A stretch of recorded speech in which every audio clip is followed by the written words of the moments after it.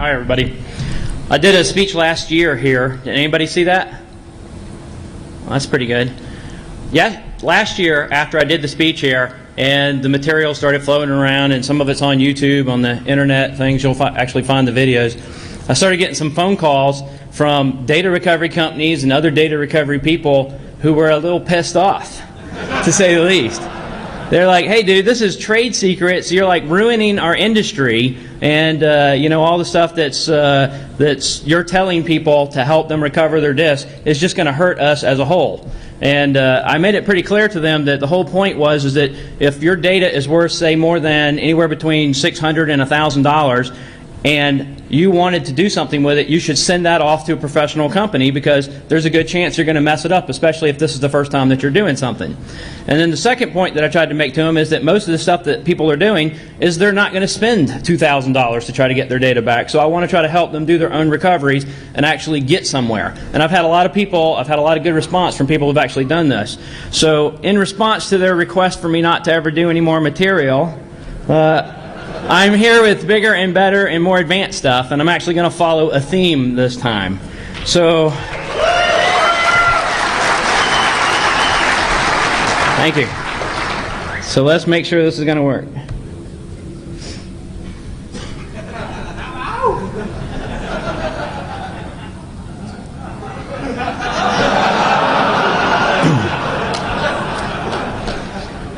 I can tell you I've heard this story way more than once.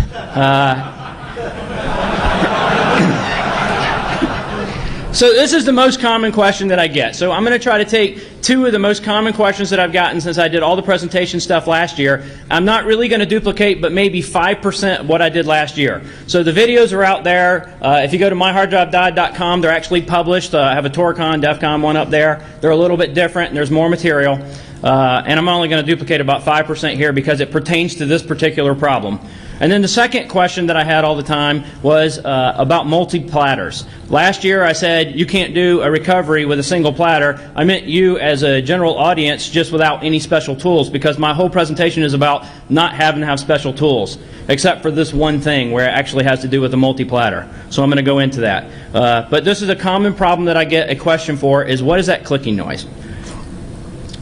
The problem with the clicking noise is that it's not a simple problem.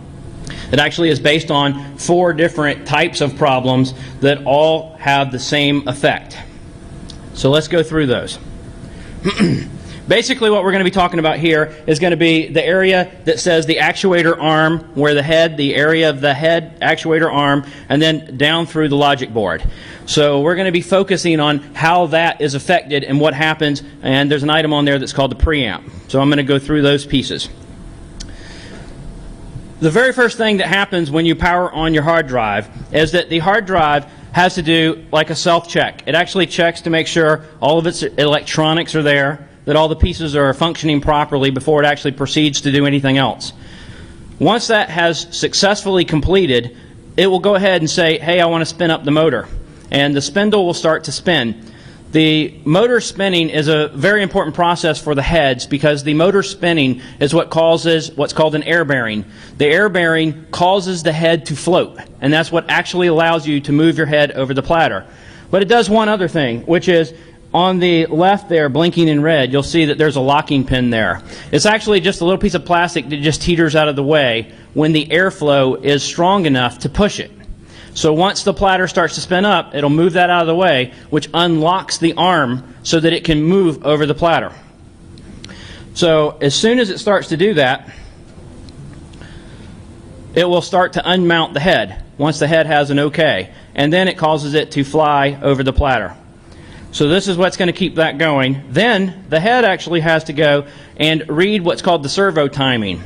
The servo timing is a mechanism on the drive that is like geographic information. It's going to tell the head where it is over the platter at any point in time. So it reads that information from the platter, and then it starts to read firmware on the platter. The platter will actually have contents on it, and each manufacturer can specify certain things that they want to do with this platter and store in content. So if there is some special test routine they will write that content typically on the platter so that they don't have to make adjustments or change the board every time something changes. They can just make a change to the content on the platter. So the way they do this is with something that's called the system area. So every manufacturer has their own specific system area. And this is what makes it really difficult to do any kind of recoveries if you have damage here, because everything is specific to a manufacturer and sometimes to a model.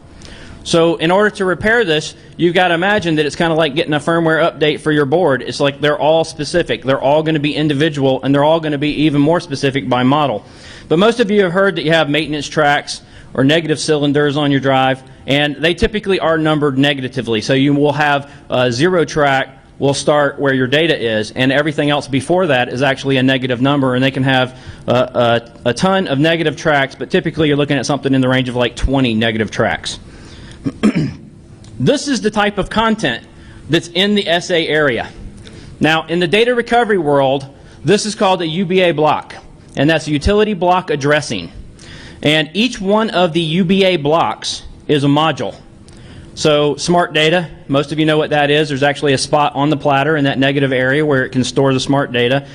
Some drives store their serial number there. Some of them actually still have them on the boards, the PCB boards. So if you're going to change something out, there's a specific reason why I'm telling you about these particular items though, and as I go through the recovery process, you'll see why these items are important. The P list and the G list. Some of the firmware overlay code is important if you've got special tools to recover the data. And then you have all your servo parameters and your test routines. This is what a UBA block looks like. Basically what they did is your drive has sectors on it, and each sector is 512 bytes. Well, when they decided that they wanted to have a utility block, they don't want to have to say, I have 7 sectors for this block.